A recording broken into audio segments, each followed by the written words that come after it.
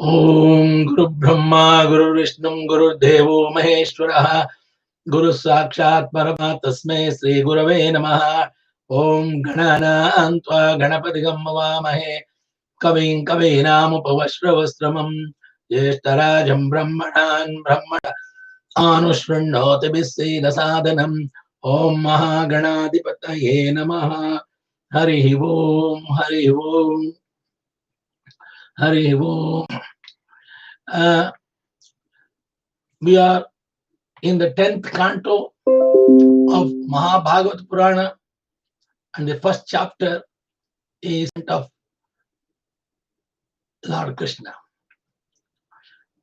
I will give you some brief summary of the first chapter, and then we'll go in detail of the slokas. The summary of the first chapter describes how Krishna, frightened by hearing an omen about his being killed by the 8th son of Devaki. It's not the Krishna, it is the Kamsa. The chapter it describes about how Kamsa, frightened by hearing an omen about his being killed by the 8th son of Devaki, killed Devaki's sons one after the other. Because of his fright, he started killing one after the other Devaki's children. When Shuka Maharshi finished describing the dynasty of Yadu as well as the dynasties of the Chandravamsha and Suryavamsha, Maharaja Parikshit requested him to describe Lord Krishna, who appeared with Balarama in the Yadu dynasty, and how Krishna performed his activities within this world. Krishna is transcendental, the king said, and therefore to understand his activities is the occupation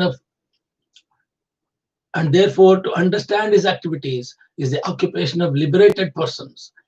Hearing of Krishna Leela is the boat by which to achieve the ultimate goal of the life.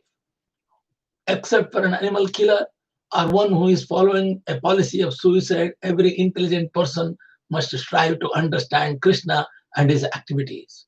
Krishna was the only worshipable deity for the Pandavas.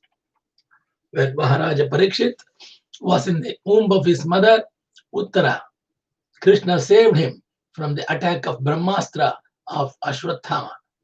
Now Maharaja Parikshit asked Sukadeva Goswami how his lordship Balarama, the son of Rohini, could have appeared in the womb of Devaki. Why did Krishna transfer himself from Mathura to Vrindavana?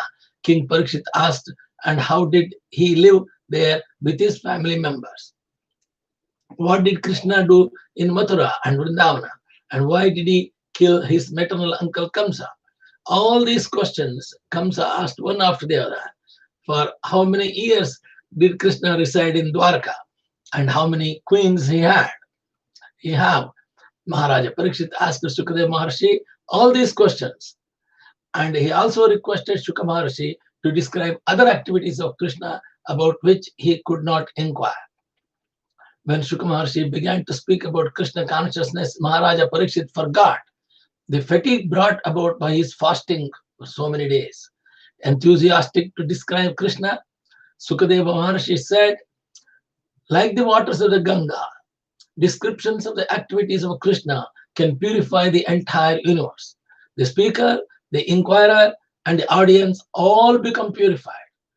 And all the devotees will clear up their sins by listening to the Lord Krishna's 10th canto full chapter story. So it's very important, all the devotees, to listen to Lord Krishna Leela story. Once, when the entire world was overburdened by the increasing military power of the demons in the form of kings, Mother Earth assumed the shape of a cow and approached Lord Brahma for relief. Sympathetic to Mother Earth's lamentation, Brahma, accompanied by Lord Shiva and other gods, took the cow-shaped Mother Earth to the shore of the milk ocean, where he offered prayers to please Lord Vishnu. The prayers of Brahma, Shiva, Indra, and Prithvi, the cow, are all praying for Lord Mahavishnu. Lord Vishnu, who lay there on the island in the transcendental ecstasy, Brahma thereafter understood the advice of Mahavishnu. Mahavishnu has been worshipped by Purusha Sukta. by Brahma. Om Sahasrashirsha Purusha Sahasraksha Sahasrapat Sabhubim Vishwato Vritva Adyajushangulam Purusha Yevedakam Sarvam Yadbhujamaccha Bhaumyam Udamrutattaseshanaha Yadannenatiruhati Yetavanasya Mahima Ato Jayangascha Purusha Padosya Vishwabhutani Tripadasya Divi त्रिपादोर्धमुदयः पुरुषः पादो स्नेहाभुवत् पुनः ततो शक्रामत्शासनानशने अभि तस्माद् जायत विराजो आदिपुरुषः स जातो अत्यरिचित पश्चाद् भूमिमतो पुरः यत्पुरुषेण हविषा देवा यज्ञमतन्वता वसन्तो अस्यासीदाज्यम् ग्रीष्म इद्म शरद्दिमिः सप्तस्यासान् परिधिः त्रिसप्त समिदः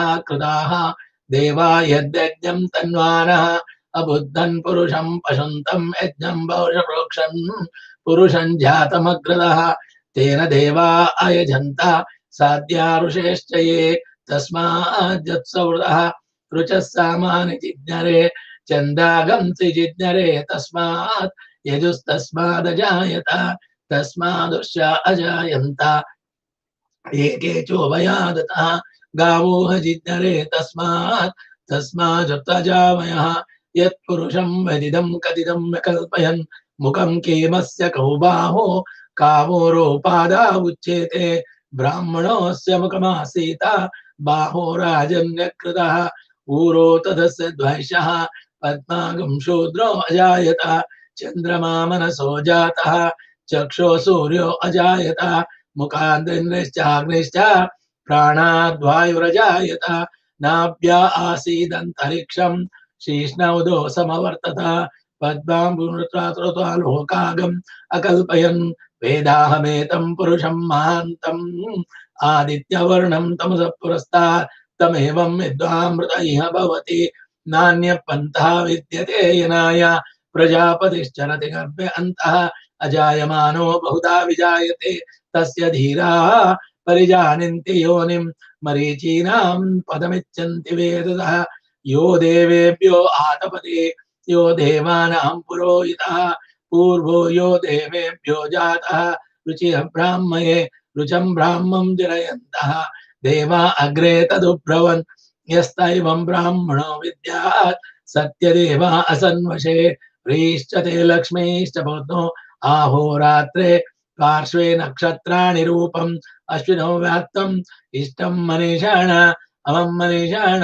सर्वं मनीषाण त्वच्चं यो रावृणीमहे गातुं यज्ञाय गातुं यज्ञपतये दैवी स्वस्तिरस्तु नः स्वस्तिर्मानुषेभ्यः ऊर्ध्वं जिगातु भेषजं शं नो अस्तु द्विपदे शञ्चतुष्टदे ओम शांति शांति शांति.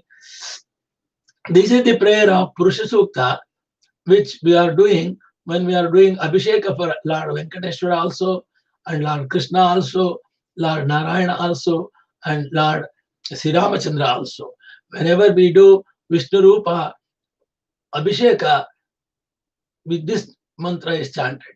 Always when Brahma went along with the gods, he submit his Purusha prayer to Mahavishnu. And then Mahavishnu gives a message to Brahma. Mahavishnu gives a message to Brahma transcendentally. The Brahma, thereafter, transcendental ecstasy of Brahma, got the information transcendentally from Mahavishnu. Brahma thereafter understood the advice of Mahavishnu, who informed him that he would appear on the surface of the earth to mitigate the burden created by the demons. The gods, along with their wives, should appear there as associates of Lord Krishna in the family of Yadu dynasty. To increase the sons of and grandsons in the dynasty by the will of Lord Krishna, Anantadeva would appear first as Balarama. And Krishna's potency, Yogamaya, would also appear. Brahma informed Mother Earth about all this, and then he returned to his own abode. After marrying Devaki, Vasudeva was returning home with her on a chariot driven by Kamsa. the brother of Devaki. When an ominous voice addressed Kamsa, warning him that Devaki's eighth son would kill him, upon hearing this omen, Kamsa was immediately ready to kill Devaki, but Vasudeva diplomatically began to instruct him slowly.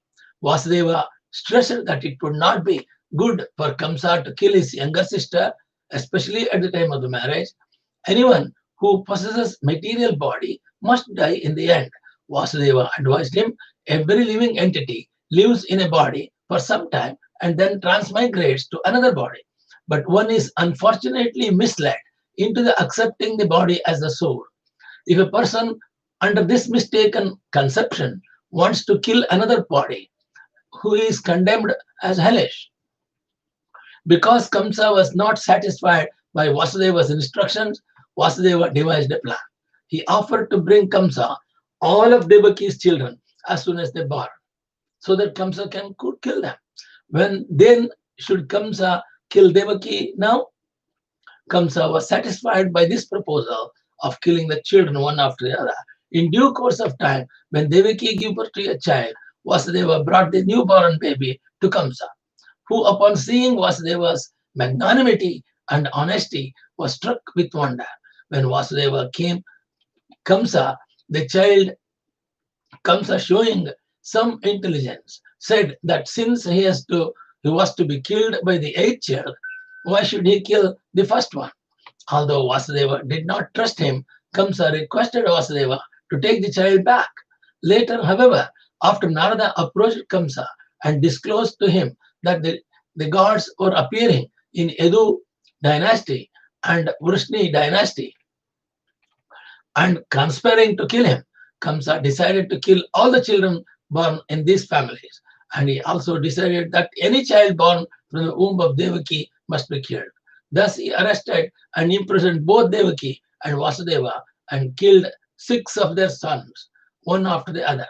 Narada had also informed Kamsa that in his previous birth, Kamsa was Kalanemi, a demon killed by Vishnu. Consequently, Kamsa became a great enemy to all the descendants of Edu Vamsha or Edu dynasty. He even arrested and imprisoned his own father, Ugrasena, for Kamsa wanted to enjoy the kingdom alone. Krishna has threefold pastimes, the Vraja Leela, Mathura Leela, and Dwaraka Leela. As already mentioned, in the 10th canto of Srimad Bhagavatam, there are 90 chapters in the 10th canto, which describe all these Leelas. The first 4 chapters describe Brahma's prayers for the relief of the earth's burden, and they also describe the appearance of the Supreme Personality of Godhead. Chapters 5 through the 39 recent Krishna's pastimes in Vrindavana. The 40th chapter describes how Krishna enjoyed the water of the Yamuna and how Akrura offered prayers. Chapters 41 through 51, 11 chapters tell about Krishna's pastimes in Mathura, and chapters 50 through 90, 31 chapters relate Krishna's Leela pastimes in Dwaraka Nagara. Chapters 29 through 39 describes Krishna's dancing with gopis, known as Rasa Leela. Therefore, these 5 chapters are known as Rasa Panchaditya. The 47th chapter of the 10th canto is description known as Brahmara Gita. The 10th canto is a description known as the 47th chapter of the 10th canto is described and known as Brahmara Gita.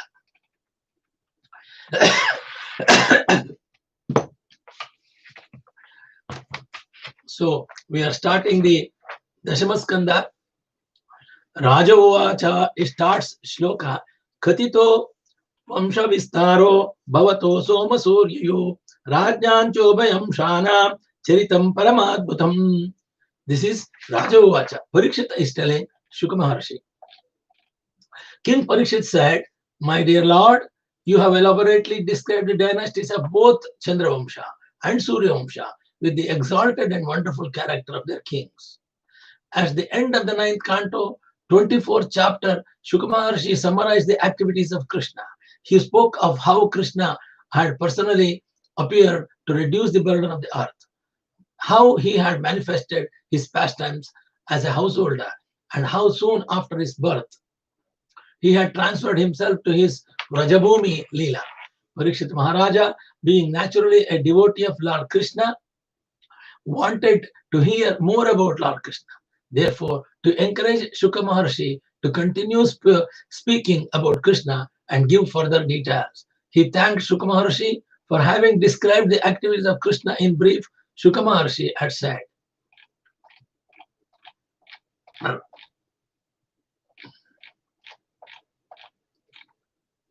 Shuka Maharshi says, Yadoscha sarmashilasya nitaramuni sattamaha tatram shena vartinyasya Vishnu viryani shamsanaha. This is the second shloka of the first chapter of 10th canto. O best of Munis, you have also described the descendants of Yadu dynasty, who were very pious and strictly adherent to the religious principles. Now, if you will kindly describe the wonderful, glorious of activities of Lord Vishnu as Krishna, who appeared in that Yadu Vamsha, and Balarama, his planetary expansion.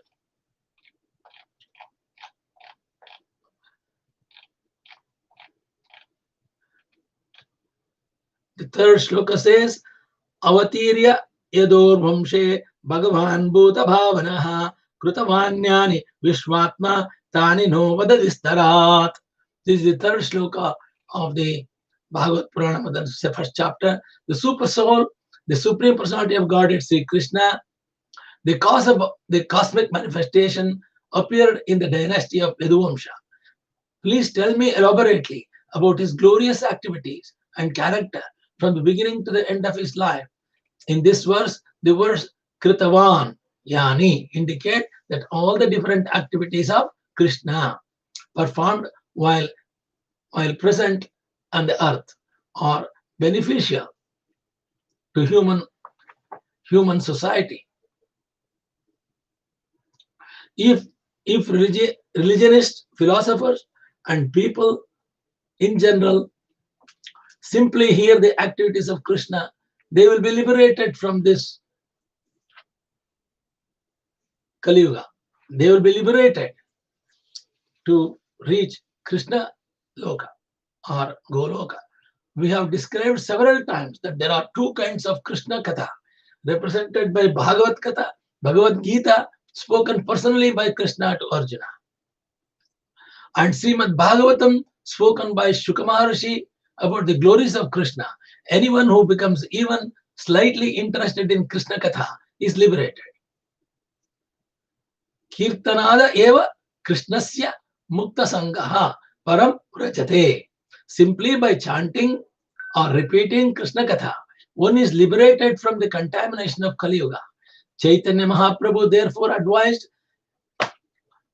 this is the mission of Krishna consciousness, to hear about Krishna and thus liberated from the material bondage. Glorification of the Supreme Personality of Godhead is performed in the Parampara system, it is conveyed from spiritual master to disciple. Such glorification is relished by those no longer interested in the false temporary glorification of this cosmic manifestation. Descriptions of the Lord are the right medicine for the conditioned soul undergoing repeated birth and death in the human society. Therefore, who will cease hearing such a glorification of the Lord except a butcher or one who is killing his own self? In India, it is a practice among the general population to hear about Krishna, either from Bhagavad Gita or from Srimad Bhagavatam, in order to gain relief from the disease of the repeated birth and death. Although India is now fallen, when there is a message that someone will speak about Bhagavad Gita or Srimad Bhagavatam, thousands of people still gather to hear. This verse indicates, however, that such a recitation of Bhagavad Gita and Srimad Bhagavatam must be done by persons completely freed from material desires. Nivritta Tarshay. Nivritta. Everyone within this material world, beginning from Brahma down to the significant ant, is full of material desires for sense enjoyment, and everyone is busy in sense gratification. But when this engaged, one cannot fully understand the value of Krishna Katha, either in the form of Bhagavad Gita or in the Srimad Bhagavatam.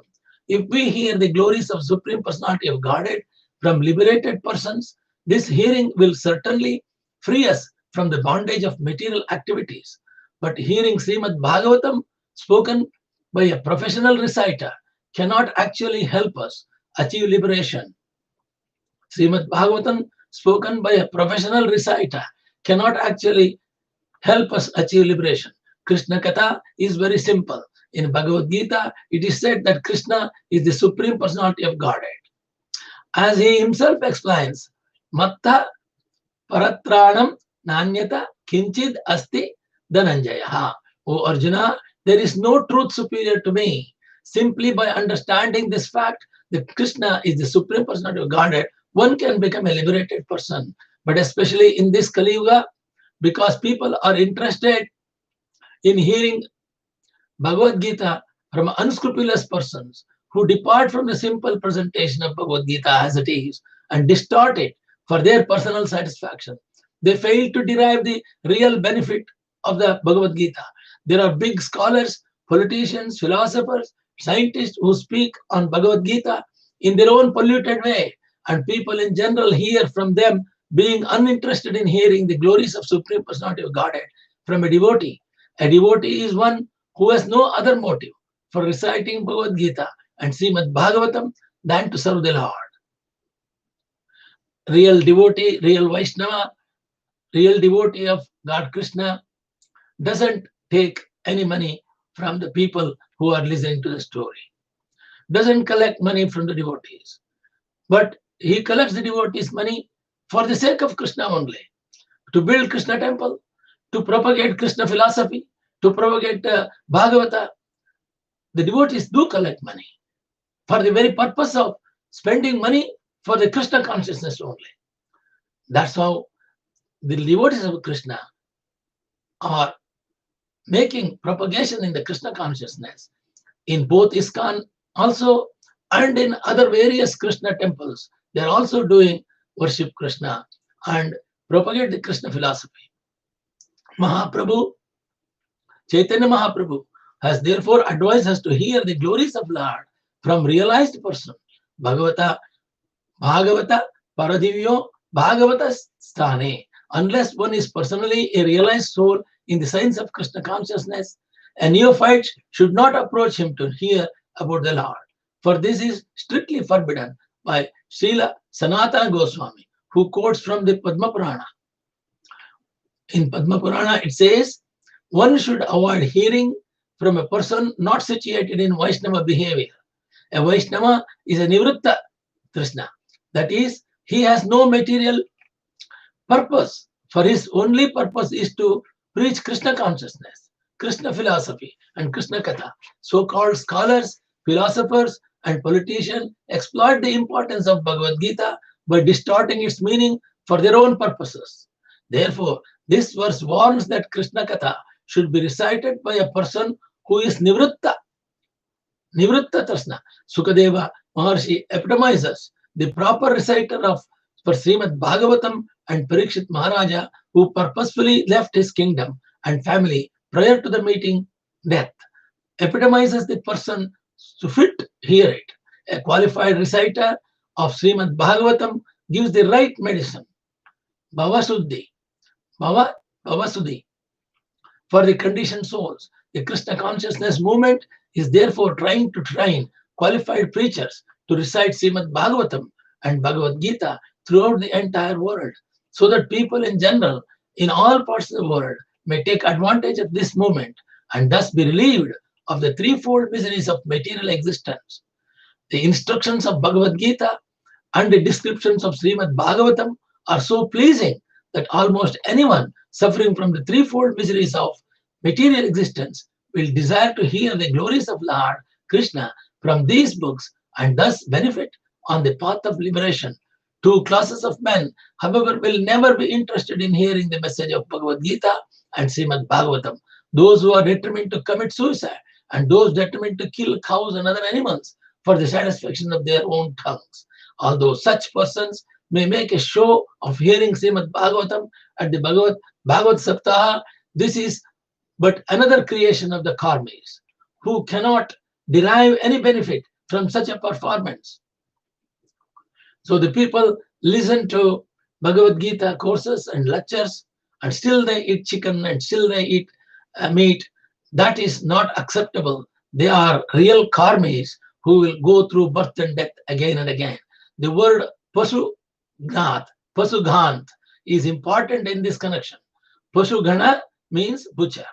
Persons fond of performing ritualistic ceremonies for elevation of the higher planetary systems must offer sacrifices, yajnas, by killing animals in the past yugas, but not in Kali Yuga.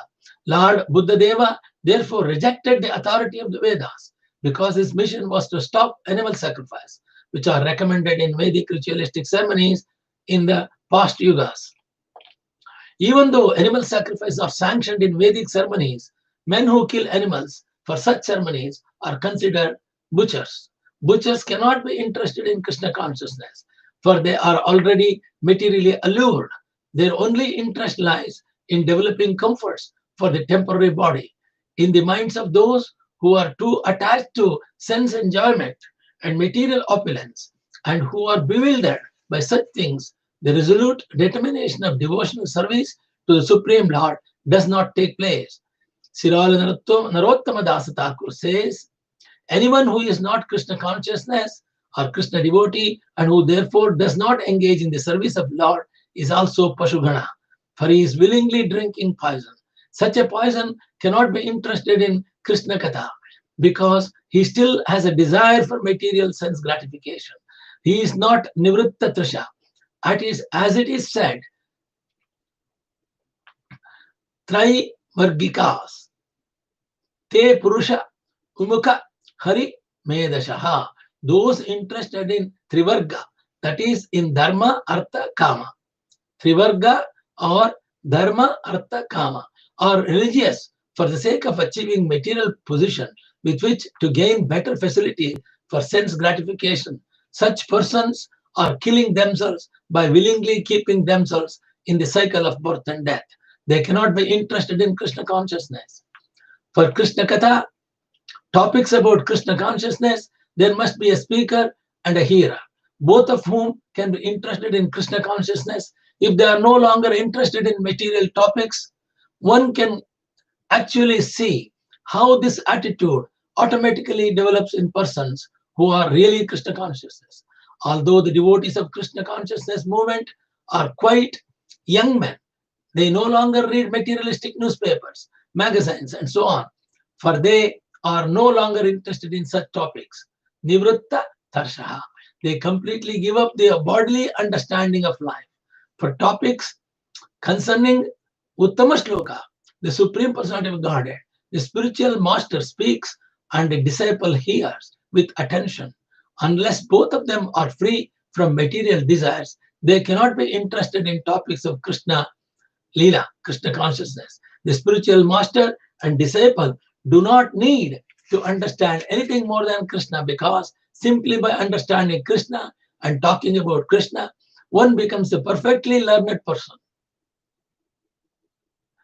Yasmin Vijnate Sarvam Evam Vijnatam Bhavati. The Lord sits within everyone's heart, and by the grace of the Lord, the devotee receives instructions directly from the Lord himself, who says in Bhagavad Gita, Sarvasya chaham hridisanyavasto matah smritir jnanam apohanam cha vedaisa cha sarvair aham eva vedyo vedanta krid vedavid eva chaham. I am seated in everyone's heart, and from me come remembrance, knowledge, and forgetfulness. So Lord Krishna seated in everyone's heart, and from Lord Krishna come remembrance, knowledge, forgetfulness. By all the Vedas, I am to be known. Indeed, I am the compiler of Vedanta, and I am the knower of the Vedas. Krishna consciousness is so exalted that one who is perfectly situated in Krishna consciousness under the direction of the spiritual master is fully satisfied, and reading Krishna Katha as found in Srimad Bhagavatam, Bhagavad Gita, and similar Vedic literatures, since merely talking about Krishna is so pleasing. You can simply imagine how pleasing it is to render service to Lord Krishna. When discourses on Krishna Katha take place between a liberated spiritual master and his disciple, others also sometimes take advantage of hearing these topics and also benefit. These topics are the medicine to stop the repetition of birth and death. The cycle of repeated birth and death by which one takes on different bodies again and again is called bhava or bhavaroga. If one willingly or unwillingly hears Krishna Katha, his bhavaroga, the disease of birth and death, will certainly stop. Therefore, Krishna Katha is called bhavasadha, the remedy to stop the repetition of birth and death. Karmis are persons attached to material sense enjoyment generally cannot give up their material desires to eat meat and chicken. But Krishna Katha is such a potent medicine that if one is induced to hear Krishna Kirtana, he will certainly be freed from this disease. A practical example is Dhruva Maharaja, who at the end of his tapasya was fully satisfied. When the Lord wanted to give Dhruva a benediction, Dhruva refused it.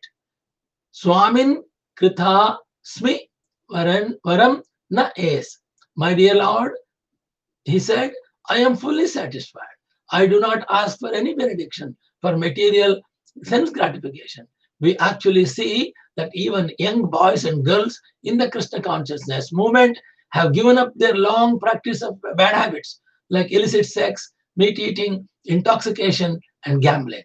Because of Krishna, consciousness is so potent that it helps them to give them all bad qualities, give up for the full satisfaction of Lord Krishna. They are no longer interested in material sense gratification. The advent of Lord Krishna. Taking the boat of Krishna's lotus feet, my grandfather Arjuna and others crossed the ocean of the battlefield of Kurukshetra. Parikshit Raja is telling, taking the boat of Lord Krishna's lotus feet, my grandfather Arjuna and others crossed the ocean of battlefield of Kurukshetra, in which such commanders as Bhishma Deva resembled great fish that could very easily have swallowed them. By the mercy of Lord Krishna, my grandfathers Arjuna, Bhima, Nakula, Sahadeva, Yudhishthira crossed this ocean easily, which was very difficult to cross, as easily as one steps over the hoof print of a calf. Because my mother surrendered unto Lord Krishna's lotus feet, the Lord Sudarshana Chakra in hand entered her womb and saved my body, saved the body of my last remaining descendant of the Kuruvamsha and the Pandavamsha, which was almost destroyed by the fiery weapon of Ashwathama.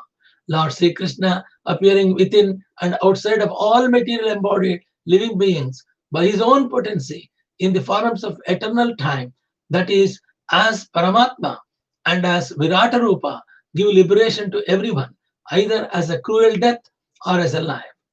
Kindly enlighten me by describing his transcendental characteristics. For one who has accepted the boat of the lotus feet of Lord Krishna, who is the shelter of the cosmic manifestation and is famous as Murari, or the enemy of Murademan, the ocean of the material world is like the water contained in a calf's hoof print. His goal is Paramapadam or Vaikunta, the place where there are no material miseries, not the place where there is a danger at every step. One who seeks shelter at the lotus feet of Lord Krishna is immediately protected by the Lord. As the Lord promises in Bhagavad Gita, Aham tvam sarva papebhyo moksha ishyami masuchaha.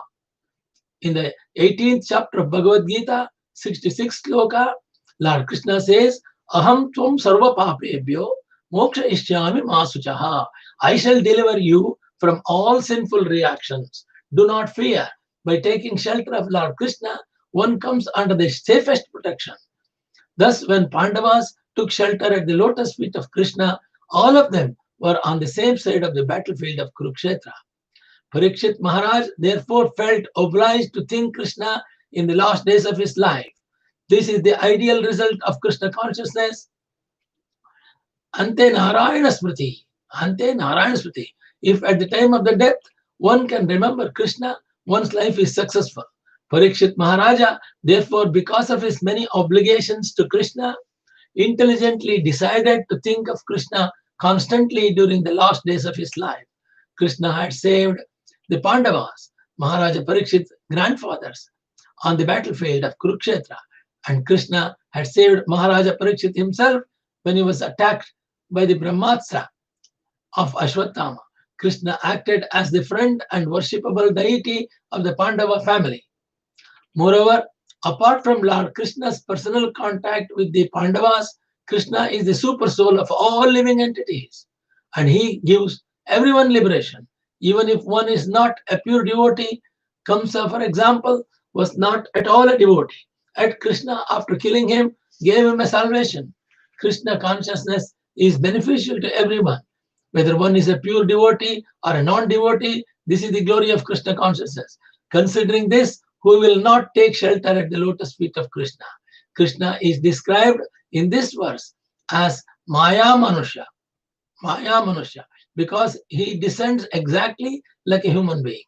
He is not obliged to come here like a karmis or ordinary living beings. Rather, he appears by his own internal energy. Sambhavami Atma Maya, just to show a favor to the fallen conditioned souls. Krishna is always situated in his original position as Satchit Ananda Vigraha, and anyone who renders service to him is also situated in his original spiritual identity. This is the highest perfection of human life. My dear Shuka Goswami, my dear Shukadeva Goswami, you have already explained that Sankarshana, as the Balarama, who belongs to the second quadruple, appeared as the son of Rohini named Balarama. If Balarama was not transferred from one body to another, how is it possible that he was first in the womb of Devaki and then the womb of Rohini? Kindly explain this to me. This is a very interesting, tricky situation. When Balarama was about to develop in Devaki's womb, now Krishna arranged a different Leela here. Here is a question particularly directed at understanding Balarama, who is Sankarshana himself. Balarama is well known as the son of Rohini. As it is also known that he was the son of Devaki. Parikshit Maharaja wanted to understand the mystery of Balarama's being the son of both Devaki and Rohini. Why did Krishna, the Supreme Personality of Godhead, leave the house of his father, Vasudeva, and transfer himself to the house of Nanda in Vrindavana? Where did the Lord, the master of the Edu dynasty, lives with his relatives in Vrindavana?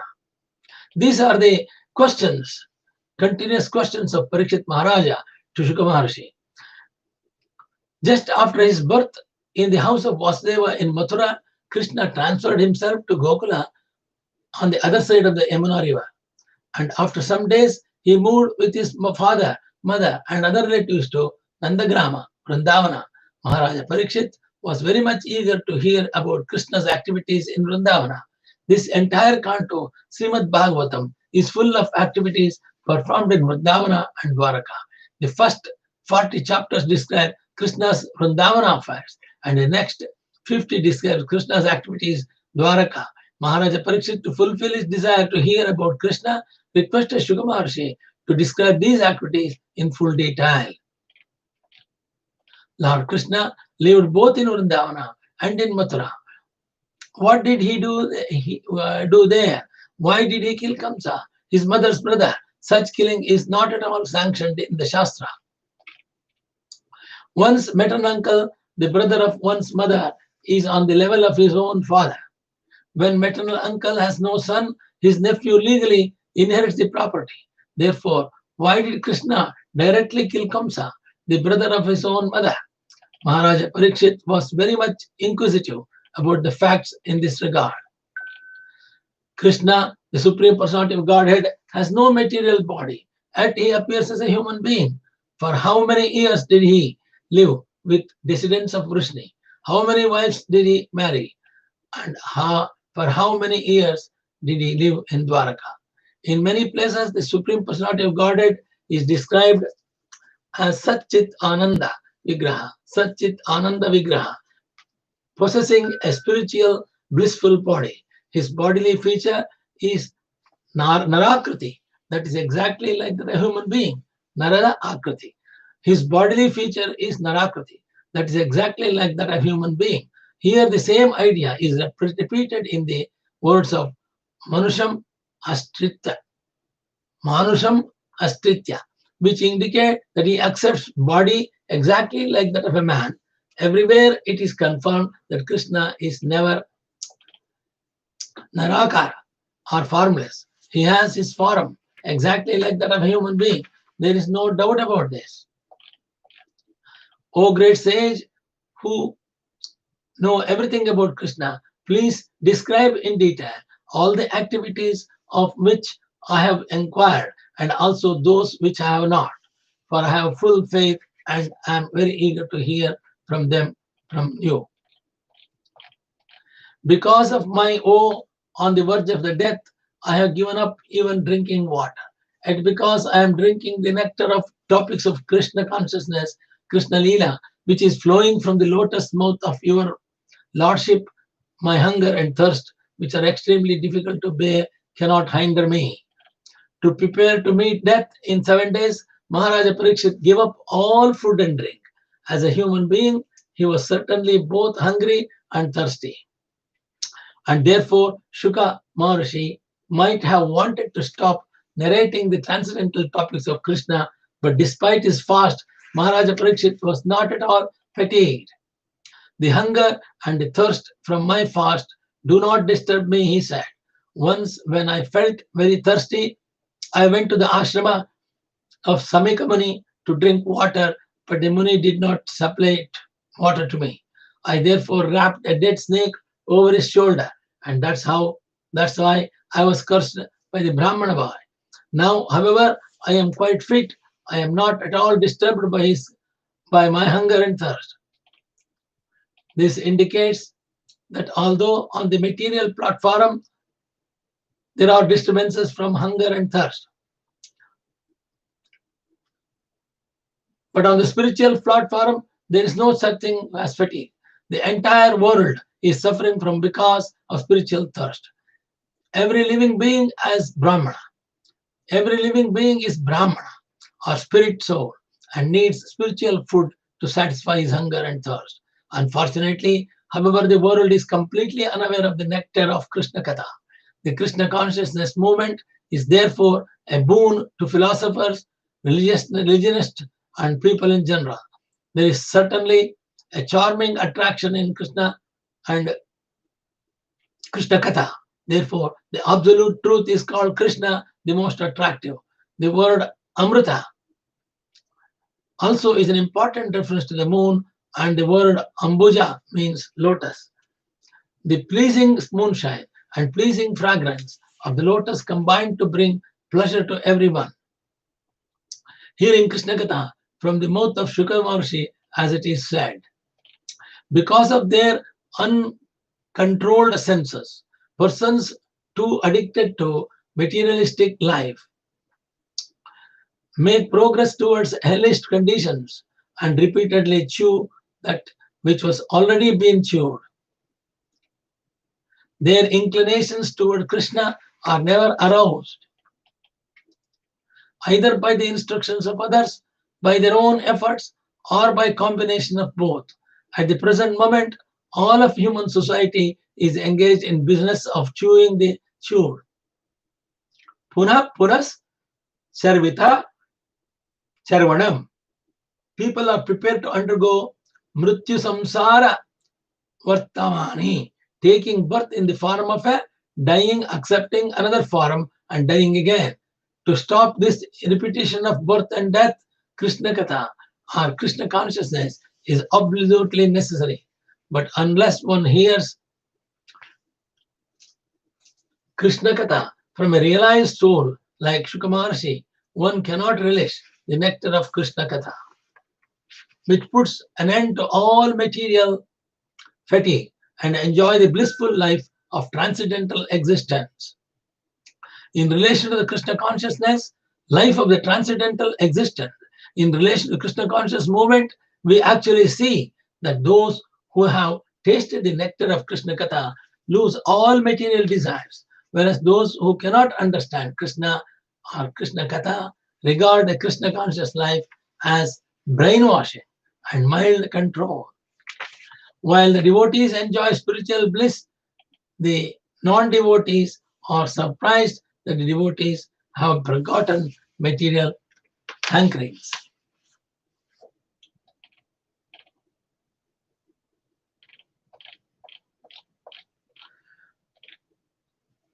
Sutta Maharshi said, O son of Bhrigu, Shaunaka Rishi, after Shukadeva Goswami, the most respectable devotee, the son of Vasudeva, heard the pious questions of Maharaja Parikshit, he thanked the king with great respect. Then he began to discourse on topics concerning Krishna, which are the remedy for all sufferings in this age of Kali Yuga. In this verse, Krishna Charitam, Kali Kalmasha Ghanam indicate that the activities of Lord Krishna are certainly the greatest panacea for all miseries, especially in this age of Kali Yuga. It is said that in Kali Yuga, people have only short lives and they have no culture of spiritual consciousness. If anyone is at all interested in spiritual culture, he is misled by many bogus swamis and yogis who do not refer to Krishna Katha. Therefore, most people are unfortunate and disturbed by many calamities. Srila Vasudeva prepared Srimad Bhagavatam at the request of Narada Muni in order to give relief to the suffering people of this age. Kali Kalmasha Ghanam, the Krishna consciousness movement, is seriously engaged in enlightening people through the pleasing topics of Srimad Bhagavatam all over the world. The message of Srimad Bhagavatam and Bhagavad Gita is being accepted in any spheres of life, especially in advanced educated circles. Srila Sukadeva Goswami described in this verse as Bhagavat Pradanaha, whereas Maharaja Parikshit is described as Vishnuratham. Both words bear the same meaning. That is, Maharaja Parikshit was a great devotee of Krishna, and Shuka Maharshi was also a great saintly person and a great devotee of Krishna. Combined together to present Krishna Katha, they give great relief to the suffering humanity. The material miseries of the living entity, which are superfluous to him, can be directly mitigated by the linking process of devotional service to Lord Krishna. But the mass of people do not know this. And therefore, the learned Vyasa Maharshi compiled this Vedic literature, Srimad Bhagavatam, which is in relation to the supreme truth. People in general are unaware that the message of Srimad Bhagavatam can give all of human society relief from the pangs of Kali Yuga. Kali Kalmesha Ghanam.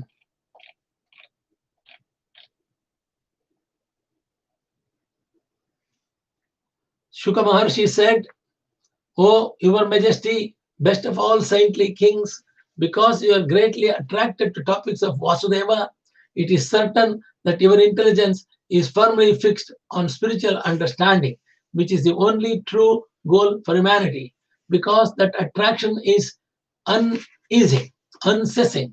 It is certainly sublime. Krishna Katha is compulsory for the Rajarshri or executive head of the government. This is also mentioned in Bhagavad Gita. Imam Rajashtrayo Viduhu. Unfortunately, however, in this age, the governmental power is gradually being captured by third class and fourth class men who have no spiritual understanding, and society is therefore very quickly becoming degraded. Krishna Katha must be understood by the executive heads of the government. For the otherwise, how will people be happy and gain relief from the pangs of materialistic life? One who has fixed his mind in Krishna consciousness should be understood to have the very sharp intelligence in regard to the value of the life. Maharaja Parikshit was Rajarshri Sattama. the best of all saintly kings, and Shukadeva Goswami was Muni Sattama, the best of Munis. Muni Sattama, Rajarsi Sattama. Both of them are elevated because of their common interest in Krishna Katha. The exalted position of the speaker and the audience will be explained very nicely in the next verse. Krishna Katha is so enlivening that Maharaja Parikshit forgot everything material, even his personal comfort in relation to God, food and drink. This is an example of how the Krishna consciousness movement should spread all over the world to bring both the speaker and the audience to the transcendental platform and back home, back to Godhead, moksha, achievement of moksha, liberation. The Ganga river emanating from the toe of Lord Vishnu purifies the three worlds, the upper, middle, and lower planetary systems. Similarly, when one asks the questions about the pastimes and characteristics of Lord Vasudeva, Krishna, three varieties of men are purified. The three varieties of men are purified. The speaker or the preacher who inquires and the people in general who listen. So like a Triveni Sangama, three rivers meeting is called Triveni. Ganga, Yamuna and Saraswati, three rivers join in Allahabad. Like that, three varieties of men. One is the speaker or the preacher, and one who inquires or one who listens to them. All these three people are purified by listening to Krishna Katha. It is said, Tasmad Gurum Prapadyeti Jijnasu Shreya Uttamam. Those interested in understanding transcendental subject matters as the goal of life must approach the bona fide spiritual master. Tasmad Gurum Prapadyate. One must surrender to such a guru who can give right information about Krishna. Herein, Maharaja Parikshit has surrendered to the right personality. Shukadeva Maharshi, for enlightenment in Vasudeva Katha or Krishna Katha. Vasudeva is the original personality of Godhead who has unlimited spiritual activities. Srimad Bhagavatam is a record of such activities, and Bhagavad Gita is the record of Vasudeva speaking personally to Arjuna. Therefore, since Krishna consciousness movement is full of Vasudeva Katha, anyone who hears, anyone who joins the movement of anyone who preaches will be purified. Once, when Mother Earth was overburdened by hundreds of thousands of military phalanxes, various conceived demons dressed like kings, she approached Lord Brahma for relief. In my summary, I already told you the Purushukta also as Brahma request and permit prayer. When the world is overburdened by unnecessary military arrangements, and when various demonic kings, the executive heads of the state, this burden causes appearance of Supreme Personality Godhead. As the Lord says in Bhagavad Gita, Yada yada hi dharmasya glanir bhavati bharata abhyuthanam dharmasya tadatmanam sujamyam ham. Whenever and wherever there is a decline in religious principles and practice, or descendant on Bharata, and a predominant rise of irreligion, at that time I appear myself. When the residents of the earth become atheistic and godless,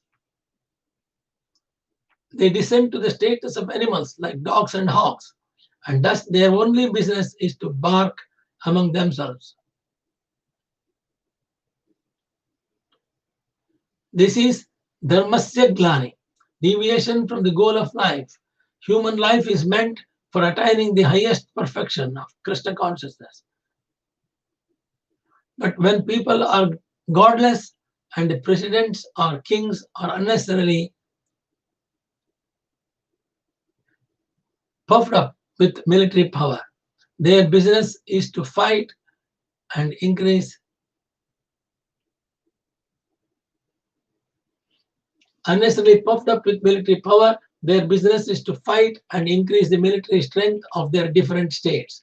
Nowadays, therefore, it appears that every state is busy manufacturing atomic weapons to prepare for a third world war. Such preparations are certainly unnecessary. They reflect the false pride of the heads of the state. The real business of a chief executive is to see to the happiness of the masses of people by training them in Krishna consciousness in different divisions of life. Chatur Varanya Maya Srishta Guna Karma Vivagashah, a leader who should train the people as Brahmanas, Kshatriyas, and Vaishyas and Shudras, or engage them.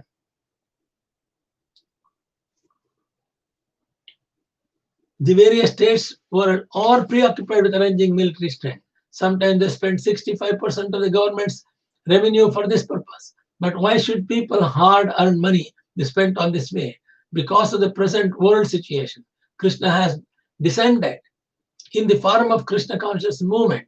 This is quite natural, for without the Krishna consciousness movement, the world cannot be peaceful and happy. Mother Earth assumed the form of a cow, very much distressed with tears in her eyes. She appeared before the Lord Brahma and told him about her misfortune. Thereafter, having heard the distress of the Mother Earth, Lord Brahma with Mother Earth, Lord Shiva, and all the other gods approached the shore of the ocean of milk.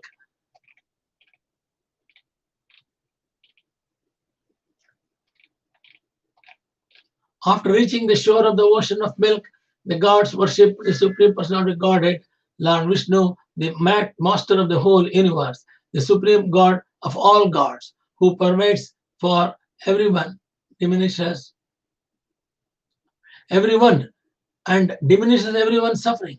With great attention, they worship Lord Vishnu, who lies on the ocean of milk.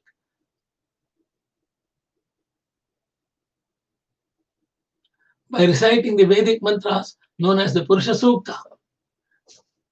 So all the gods went along with Brahma to the shores of Vishnu Loka and chanted Vedic mantras known as Purusha Sukta. That's what I just uttered while chanting the summaries. The gods such as Lord Brahma, Lord Shiva, Lord Indra, Chandra, and Surya are all subordinate to the Supreme Personality Godhead, Lord Krishna. Aside from the demigods, aside from the gods, even in human society, there are many influential personalities supervising various businesses and establishments. Lord Vishnu, however, is the God of gods, Parameshwara. He is Parama Purusha, the Supreme Personality of Godhead, being Paramatma as confirmed in the Brahma Samhita. Ishvara Parama Krishna Satchidananda Vigraha. Krishna, known as Govinda, is the supreme controller. He has an eternal, blissful spiritual body.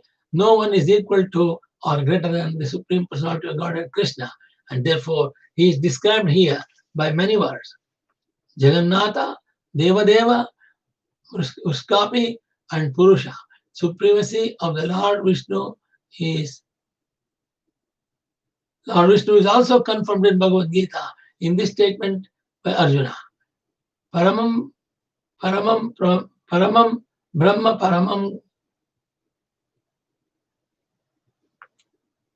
Pavitram Paramanam Bhavan Purusham Shashvatam Divyam Adi Devam Ajam Vibhum. You are the Supreme Brahman. You are the ultimate, the Supreme Abode and Purifier, the Absolute Truth, and the Eternal Divine Person. You are the primal God, transcendental and original, and you are the unborn and all-pervading beauty. Krishna is Adi Purusha, the original personality of Godhead. Govindam Adi Purusham Tam Aham Bhajami. Vishnu is a plenary expansion of Lord Krishna, and all the Vishnu's tattvas are Parameshwara Deva Deva. While in trance, Lord Brahma heard the words of Lord Vishnu vibrating in the sky. Thus he told the gods, O gods, hear from me the order of Krishna, Kshirodakasya Vishnu, the Supreme Person, and execute it attentively without delay. It appears that the words of Supreme Personality of Godhead can be heard transcendentally by competent persons like Brahma, Shiva. Modern science gives us telephones by which one can hear sound vibrations from distant place. Similarly, although other persons cannot hear the words of Lord Vishnu, Lord Brahma is able to hear the Lord's words within himself. This is confirmed in the beginning of Srimad Bhagavatam. Tena Brahma Hruda E Adi Kave.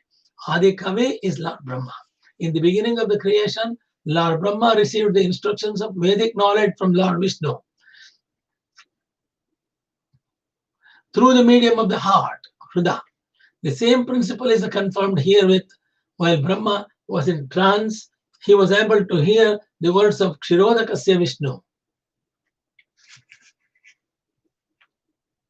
And he carried the Lord's message to the gods. Similarly, in beginning, Brahma first received the Vedic knowledge from the Supreme Godhead through the core of the heart. In both instances, the same process was used in transmitting the message to Lord Brahma. In other words, although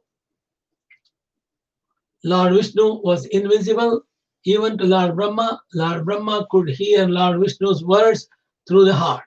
The Supreme Personality of Godhead is invisible even to Lord Brahma, yet he descends on this earth and becomes visible to people in general.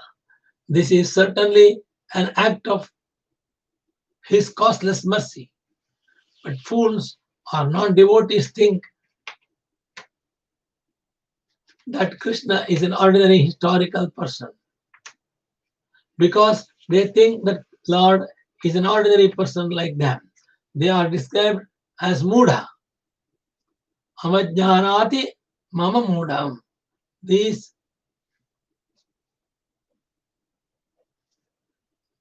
The causeless mercy of Supreme Personality of Godhead is neglected by such demonic persons who cannot understand the instructions of Bhagavad Gita and who therefore misinterpret them. The Lord Brahma informed the gods, before we submitted our petition to the Lord, he is already aware of the distress of the earth.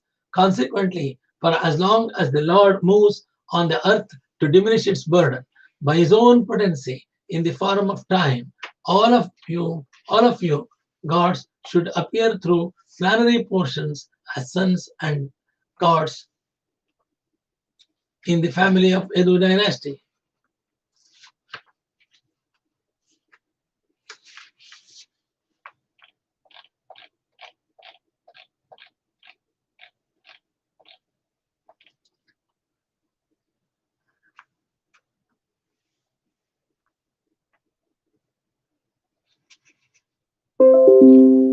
The Supreme Personality of Godhead, Sri Krishna, who has a full potency, will personally appear as the son of Vasudeva. Therefore, all the wives of the gods should also appear in order to satisfy Lord Krishna. In Bhagavad Gita, 4th chapter, 99th sloka, the Lord says, Tyakta deham punarjanma neti mam iti. After giving up the material body, the devotee of Lord Krishna returns home, back to Godhead, Goloka. This means that the devotee is first transferred to the particular universe where the Lord is at the time staying to exhibit his pastime.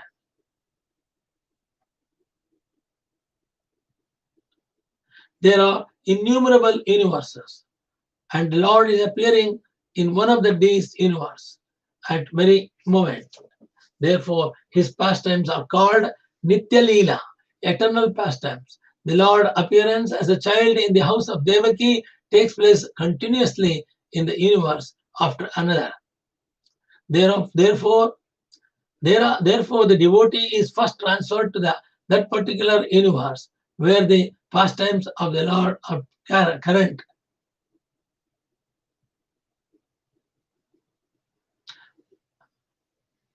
Therefore, the devotee is first transferred to the particular universe where the pastimes of the Lord are currently situated. As stated in Bhagavad Gita, even if a devotee does not complete the course of devotional service, he enjoys the happiness of the heavenly planets, where the most pious people dwell, and then takes birth in the house of a Suchi or Sriman. A pious people dwell and then takes birth in the house of a Suchi or Sriman. A pious Brahmana or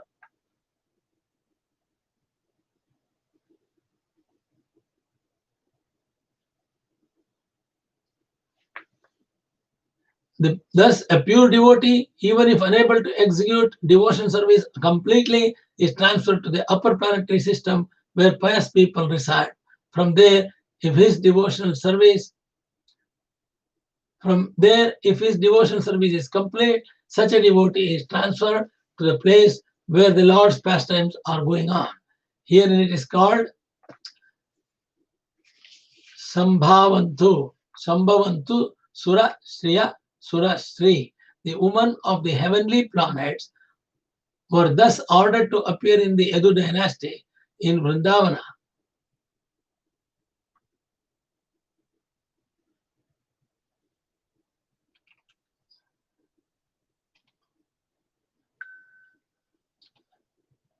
From there, if his devotional service is complete, such a devotee is transferred to the place where the Lord's pastimes are getting on.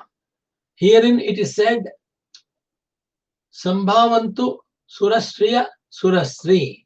The women of the heavenly planets were thus ordered to appear in the Yadu dynasty in Vrindavana to enrich the pastimes of Lord Krishna. These Sura Stri, Sura means Deva, Stri means ladies. Ladies in the Deva. When further trained to live with Krishna, would be transferred to the original Goloka Vrindavana during Lord Krishna's pastimes within this world.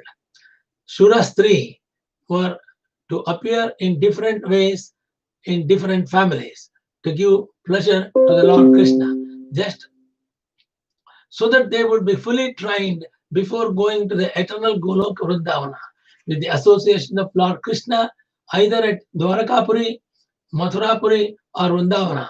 They would certainly return home back to Godhead. Among the Surastri, the women of heavenly planets, there are many devotees such as Mother of the Upendra incarnation of Krishna. It was such devoted women who are called for this in this connection. The foremost manifestation of Krishna is Sankarshana, who is known as Ananta. He is the origin of all incarnations within this material world. Previous to appearance of Lord Krishna, this original Sankarshana will appear as Baladeva or Balarama, just to please Supreme Lord Krishna in his transcendental pastimes. The potency of the Lord Krishna, known as Vishnu Maya, who is as good as the Supreme Personality of Godhead, will also appear with Lord Krishna. This potency, acting in different capacities, captivates all the worlds, both material and spiritual. At the request of our Master, she will appear with her different potencies in order to execute the work of the Lord.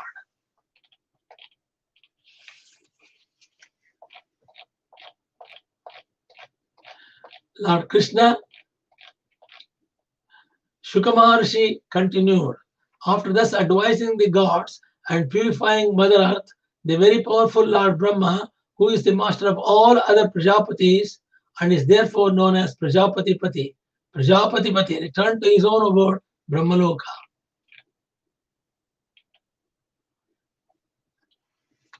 Formerly, Shurasena, the chief of the Yadu dynasty, had gone to live in the city of Mathura.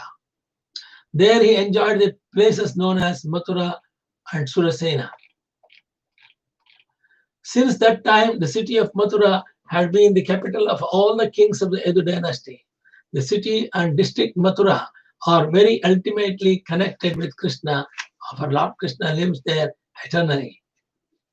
It is understood that Mathura city is the transcendental abode of Lord Krishna. Since that time, the city of Mathura had been the capital of all the kings of Yadu dynasty. The city and the district Mathura are very intimately connected with Krishna. Lord Krishna lives there eternally. Mathura is a place where Lord Krishna is eternally present. Some time ago, Vasudeva, who belonged to the God's family or the Shura dynasty, married Devaki. After the marriage, he mounted his chariot to return.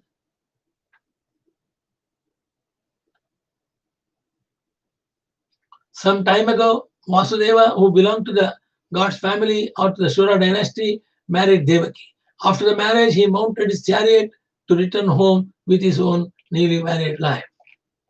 Kamsa, the son of King Ugrasena, in order to please his sister Devaki on the occasion of her marriage, took charge of the reins of the horses and became the chariot driver for Devaki and Vasudeva. He was surrounded by hundreds of golden chariots. Devaki's father, King Devaka, was very much affectionate to his daughter. Therefore, while she and her husband were leaving home, he gave her a dowry of 400 elephants. He gave Vasudeva got 400 elephants, nicely decorated golden garlands. He also gave 10,000 horses, 1,800 chariots, and 200 very beautiful young maid servants, fully decorated with ornaments. These are the gifts the Devaki's father arranged to have. The system of giving dowry to one's daughter has existed in Vedic civilization for a long time. Even today, following the same system, a father who has a lot of money will give his daughter an opulent dowry.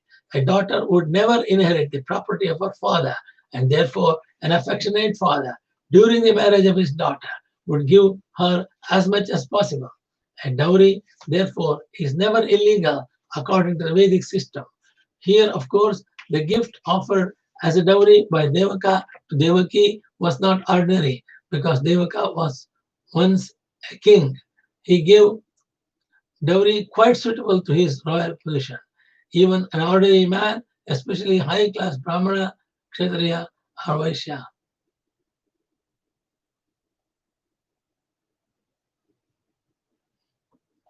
Even an ordinary man, especially a high-class Brahmana, Kshatriya, and Vaishya, is supposed to give his daughter a liberal dowry immediately after the marriage.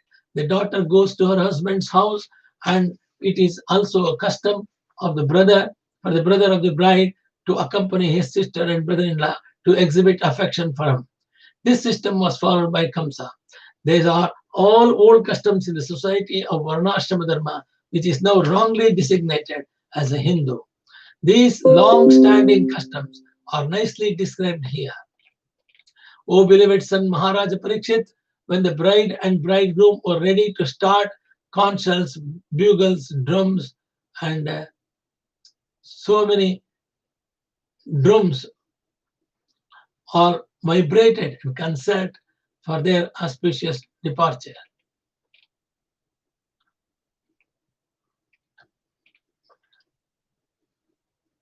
We are in the 34th shloka. We got 69 slokas here. While Kamsa, controlling the reins of the horses, was driving the chariot, along the way an embodied voice addressed him. You foolish rascal, the 8th child of the woman you are carrying will kill you. The woman spoke of Ashtamagarbha, referring to the 8th pregnancy, but did not clearly say whether the child was to be a son or a daughter. Even if Kamsa were to see that the 8th child of Devaki was a daughter, he should have no doubt that the 8th child was to kill him. According to the Vishwakosha dictionary, the word Garbha means embryo, and also Arbaka or child. Kamsa was affectionate toward his sister. Therefore, he had become the chariot driver to carry her and his brother-in-law. The demigods, the gods, however, did not want Kamsa to be affectionate toward Devaki. Therefore, from an unseen position, they encouraged Kamsa to offend her. Moreover, the 6 sons of Marichi had been cursed to take birth from the womb of Devaki, and upon being killed,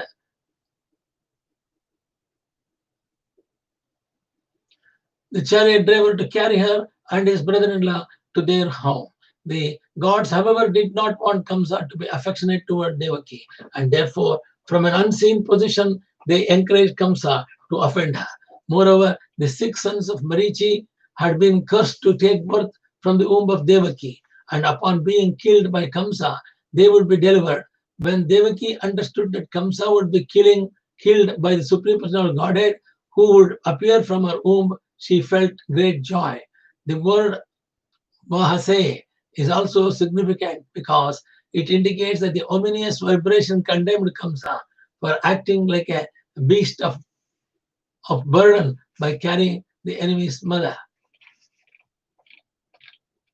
Kamsa was a condemned personality in the Bhoja dynasty because he was envious and sinful.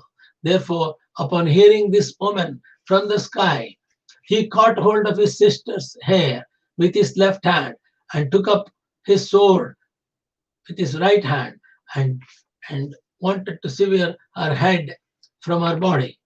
Kamsa was driving the chariot and controlling the reins with his left hand, but as soon as he heard that omen that his sister's eighth child will kill him, he gave up his reins and suddenly caught the hold of his sister's hair, and with his right hand took up a sword to kill her.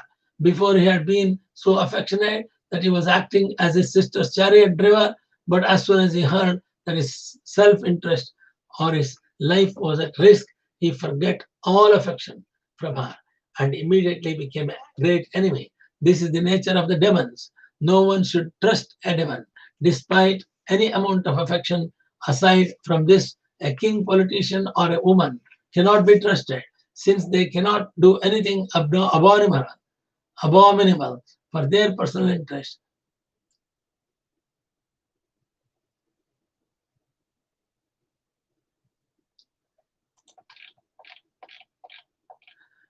Wanting to pacify Kamsa, who was so cruel and envious that he was shamelessly ready to kill his sister, the great soul Vasudeva, who was to be the father of Krishna, spoke to him in the following words. Vasudeva was to be the father of Krishna is described here as Mahabhaga, a very upright and sober personality, because although Kamsa was already to kill Vasudeva's wife, Vasudeva remained sober and unagitated. In a peaceful attitude, Vasudeva began to address Kamsa by putting forward a reasonable argument. Vasudeva was a great personality because he knew how to pacify a cruel person and how to forgive him even in the bitterest enemy. One who is fortunate is never caught, and even by tigers or snakes. Vasudeva said to Kamsa, "My dear brother-in-law Kamsa, you are the pride of your family, the Bhoja dynasty, and great heroes prize your qualities. How could such a qualified person as you ready to kill your own sister, especially on the occasion of her marriage?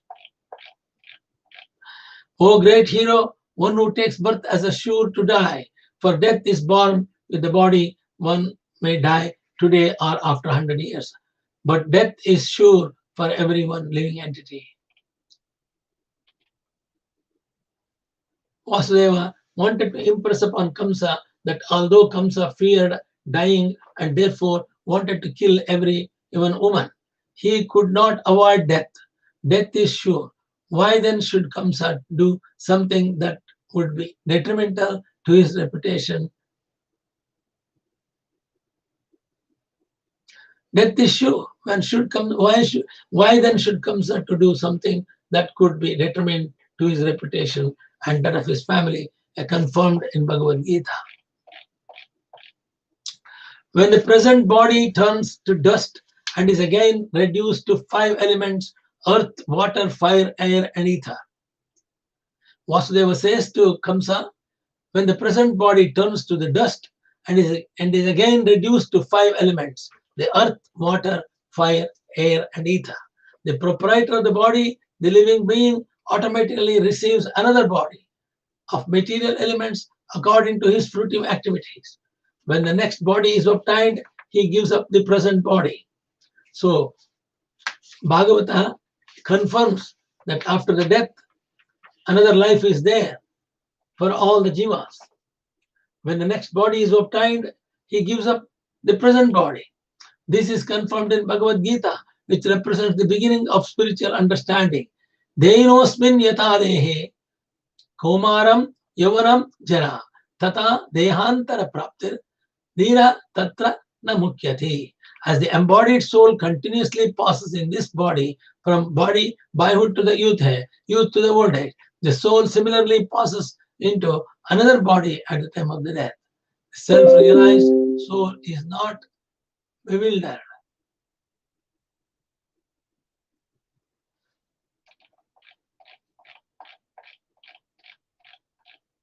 Just as a person traveling on the road rests one foot on the ground and then lifts the other, or as worm on a vegetable transfers itself to one leaf and then gives up the previous one, the conditioned soul takes shelter of another body and then gives up the one who had before. This is the process of the soul's transmigration from one body to another. At the time of the death, according to this mental condition, the living being is carried from the subtle body, consisting of a mind, intelligence, and ego, to another gross body. When higher authorities have decided what kind of gross body the living entity will have, he is forced to enter such a body, and thus he automatically gives up his previous body. Dull-minded persons who do not have the intelligence and understand this process of transmigration take for granted that when his gross body is finished, one's life is finished forever.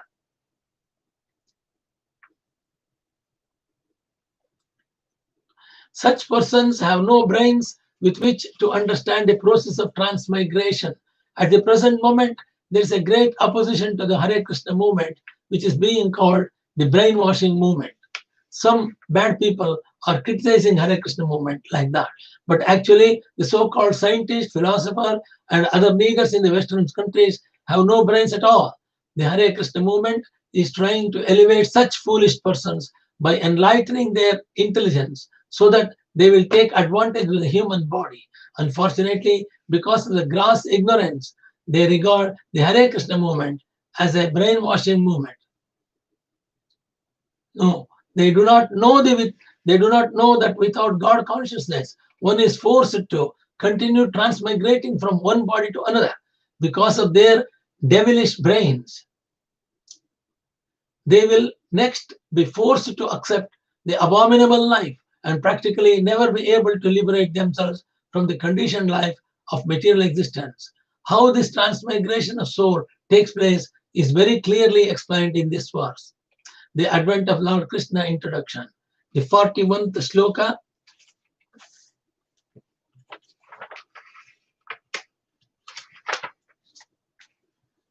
Swapne yata pashyati deha midrusham manoratenabhi nimishta chetanaha drushta shutrabhyam manasanu chintayan prapadyate tatkamipi upasmatihi. This is the 41th sloka of the first chapter of Bhagavata, 10th canto.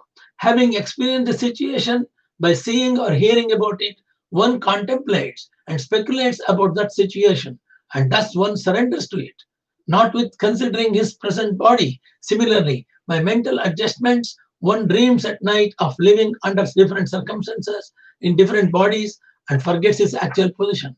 Under the same process, one gives up his present body and accepts another. Tata dehantara praptihi. Tata dehantara praptihi. Transmigration of the soul is very clearly explained in this verse. One sometimes forgets his present body and thinks of his childhood body, a body of the past, and how one was playing, jumping, talking, and so on. When the material body is no longer workable, it becomes dust. For dust thou art, and unto dust shalt thou return. But when the body again mixes with the five material elements, earth, water, and fire, and air, and ether, the mind continues to work. The mind is the subtle substance in which the body is created, as we actually experience in our dreams, and also when we are awake in contemplation. One must understand that the process of mental speculation develops a new type of body that does not actually exist. If one can understand the nature of the mind, manorathena, and its thinking, feeling, and willing, one can very easily understand how from the mind different types of bodies develop. The Krishna conscious movement therefore offers a process of transcendental activities wherein mind is fully absorbed in affairs of pertaining to Krishna. The presence of soul is perceived by consciousness, and one must purify his consciousness from material to spiritual, or in other words, Krishna consciousness. That which is spiritual is eternal, and that which is material is temporary. It's very important to remember something which is spiritual is eternal, and something which is material is temporary. Without Krishna consciousness, one's consciousness is always absorbed in temporary things. For everyone, therefore, Krishna recommends in Bhagavad Gita, 9th chapter, 34 shloka, Manamana Bhava, Mat Bhakto Mad Yati Mam Namaskuru. One should always be absorbed in thought of Krishna. One should become his devotee. One should always engage in his service and worship him as a supreme great. And one should always offer him obeisances. In the material world, one is always servant of greater person. And in the spiritual world, our constitutional position is to serve the supreme, the greatest Parama Brahma.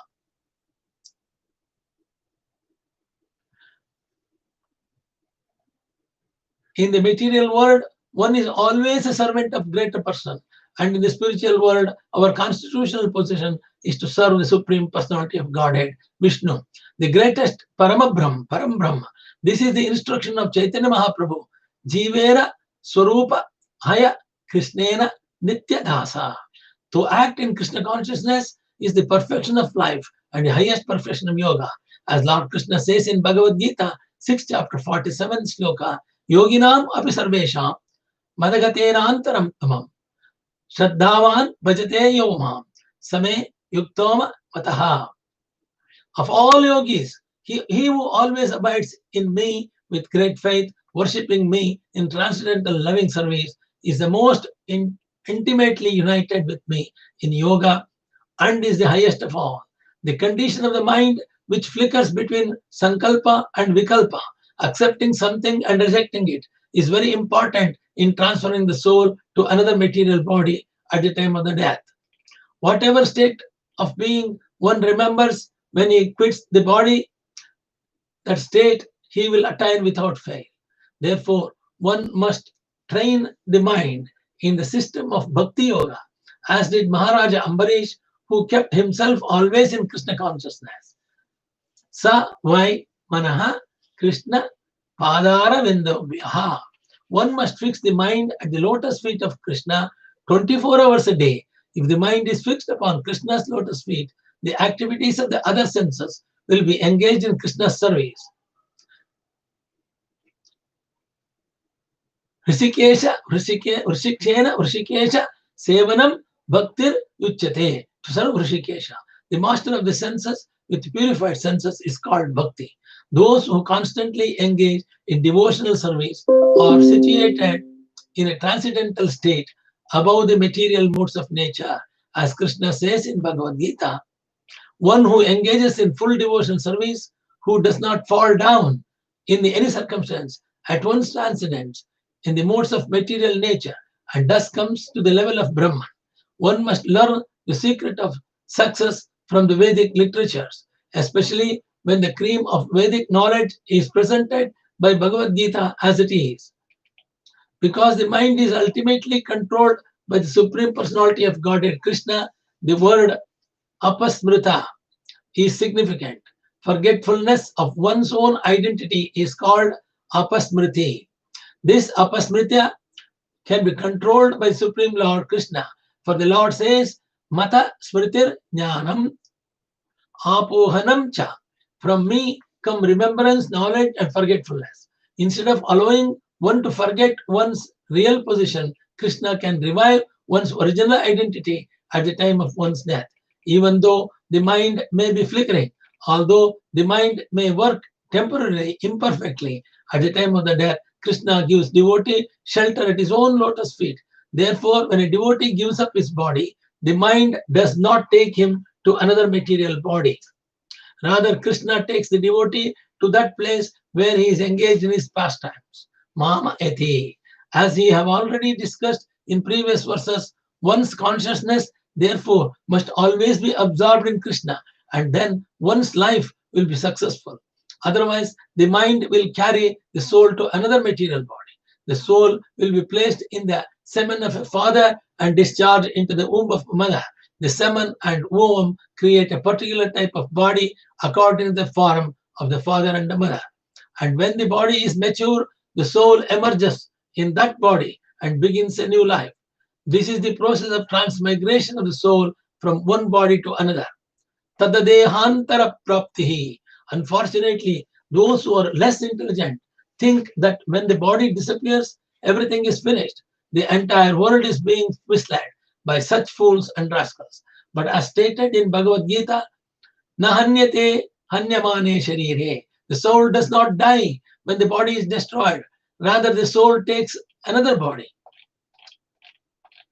Body turns totally into a matter. Guneshu, the mind, and not being liberated, becomes attached to the material qualities. Maya rasikeshu, where the material energy creates a similar body. Dehi, the spirit soul, accepts such a body. Asu, he prapadyamnaha, being surrendered to such a condition. Saha, with tena, similar body. Jayate, takes birth. At the time of the death, according to the thinking, feeling, and willing of the mind, which is involved in fruitive activities, one receives a particular body. In other words, the body develops according to the activities of the mind. Changes of body are due to the flickering of the mind. For otherwise, the soul could remain in its original spiritual body.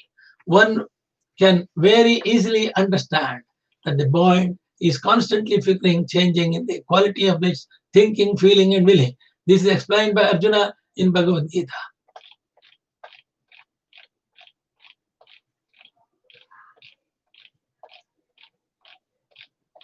When the luminaries in the sky, such as moon, the sun, and the stars, are reflected in liquids like oil or water, they appear to be different shapes, sometimes round, sometimes long, sometimes so on, because of the movements of the wind.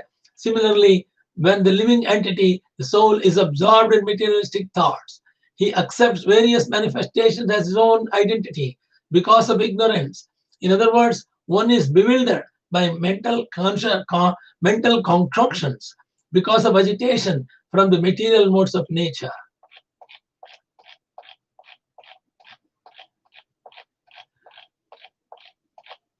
Therefore, since envious, impious activities cause a body in which one suffers in the text life, why should one act impiously?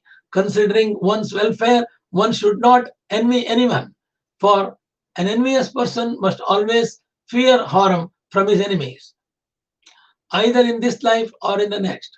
Instead of being inimical toward other living entities, one should act piously by engaging the service of the Supreme Lord, thus avoiding a fearful situation both in this life and in the next. In this regard, the following moral instruction by the great politicians Chanakya Pandita is very meaningful. As your younger sister, this poor girl Devaki is like your own daughter and deserves to be affectionately maintained. You are merciful, therefore you should not kill her. Indeed, she deserves your affection. Shukadeva Maharshi continued, O best of Kuru dynasty, Kamsa was fiercely cruel and was actually a follower of the Rakshasas. Therefore, he could be neither pacified nor terrified by the good instructions given by Vasudeva. He did not care about the results of the sinful activities, either in this life or in the next.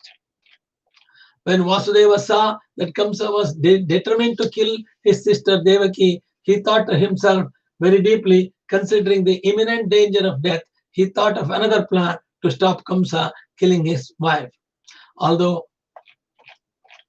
So as long as he was in his intelligence and bodily strength, an intelligent person must try to avoid death. This is the duty of every embodied person. But if the death cannot be avoided, in spite of one's endeavors, a person facing the death commits no offense. Vasudeva considered, by delivering all my sons to Kamsa, who is death personified, I shall save the life of Devaki. Perhaps Kamsa will die before my sons take birth, or since he is already destined to die in the hands of my son, one of my sons may kill him. For this time being, let me promise to hand over my sons to the Kamsa, while will give up this immediate threat, and if in due course of time Kamsa dies, I shall have nothing to fear. Vasudeva wanted to save his life, save the life of Devaki by promising to deliver his sons to Kamsa. In the future, he thought, Kamsa may die or I may not beget any sons. When a fire, for some unseen reason, leaps over the one piece of wood and sets fire to the next, the reason is destiny. Similarly, when a living being accepts one kind of body and leaves aside another, there is no other reason that unseen destiny. When there is a fire in a village, the fire sometimes jumps over one house and burns another. Similarly, when there is a forest fire, the fire sometimes jumps over one tree and catches another. Why this happens, no one can say. One may set forth some imaginary reason why the nearest tree or house did not catch fire, whereas tree or house in distant place did. But actually, the reason is destiny. This reason also applies to the transmigration of the soul, by which a prime minister in one life may become a dog in the next life. The work of an unseen destiny cannot be ascertained by practical experimental knowledge, and therefore one must be satisfied by reasoning that everything is done by supreme providence. After thus considering the matter as far as his knowledge would allow, Vasudeva submitted his proposal to the sinful Kamsa with great respect. Vasudeva's mind was full of anxiety because his wife was facing a life threat. But in order to please the cruel, shameless, and sinful Kamsa, he externally smiled and spoke to him as follows. Vasudeva said, O best of the sober, you have nothing to fear from your sister Devaki because of what you have heard from the unseen woman. The cause of death will be her sons. Therefore, I promise that when she gives birth to your sons, from whom your fear was arised, I shall deliver the children, them all unto your hands. Srila Sukadeva Maharshi continued, Kamsa agreed to the illogical arguments of Vasudeva because Kamsa knows Vasudeva is a truthful man, and having full faith in Vasudeva's words, he refrained from killing his sister Devaki. Vasudeva, being pleased with Kamsa, pacified him further and entered his own house. Each year thereafter, in due course of time, Devaki, the mother of God, and all the gods gave birth to a child. Thus she bore 8 sons, one after another, and a daughter named Subhadra. Vasudeva was very much disturbed by fear of becoming a liar by breaking his promise. Thus, with a great pain, he delivered his first son, named Kirtiman, into the hands of Kamsa. What is painful for saintly persons who strictly adhere to the word truth? So it was painful for him to hand over the child. How could there not be an independence of pure devotees who know the Supreme Lord as a substance? What deeds are forbidden for persons of the lowest character, and what cannot be given up for the sake of the Lord Krishna by those who have fully surrendered to his lotus feet? My dear King Parikshit, when Kamsa saw that Vasudeva, being situated in truthfulness, was completely equipoised in giving him the child, he was very happy. Therefore, with a smiling face, he spoke as follows. O Vasudeva, you may take back your child and go home. I have no fear of your first child. It is the eighth child of you and Devaki. I am concerned with because that is the child by whom I am destined to be killed. Vasudeva agreed and took his child back home, but because of Kamsa had no character, had no self-control, Vasudeva knew that he could not rely on Kamsa's word. The inhabitants of Vrindavana, healed by Nanda Maharaja and including associate cowherd man and their wives, were none but denizens of heavenly planets. O Maharaja Parikshit, best of the descendants of Bharata, and so too were the descendants of the Vrishni dynasty, headed by Vasudeva and Devaki and the other women of the dynasty of Yadu. The friends, relatives, and well-wishers of both Nanda Maharaja and Vasudeva, and even those who externally appear to be followers of Kamsas, are all born as followers of Kamsa, are also incarnation of God.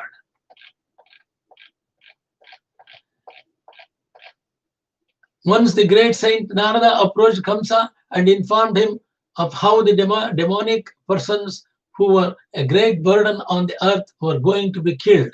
Thus Kamsa was placed into a great fear of doubt. When the Kamsa is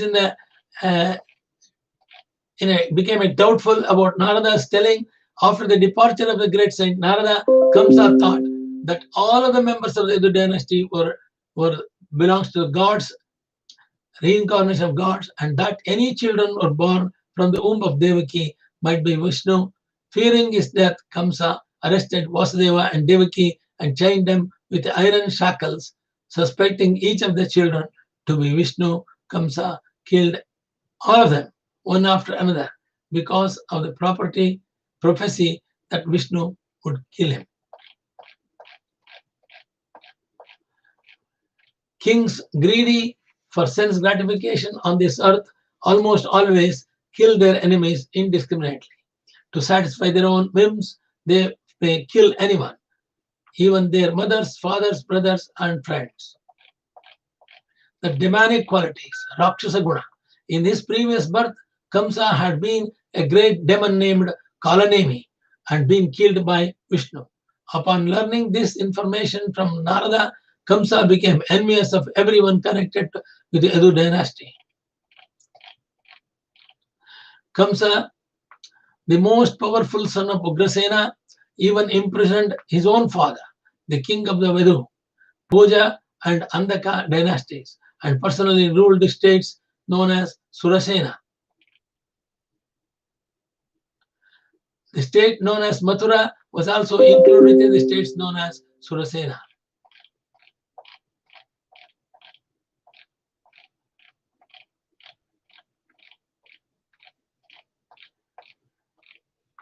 Mathura was ruled by Ugrasena, and Kamsa put his father also in the prison.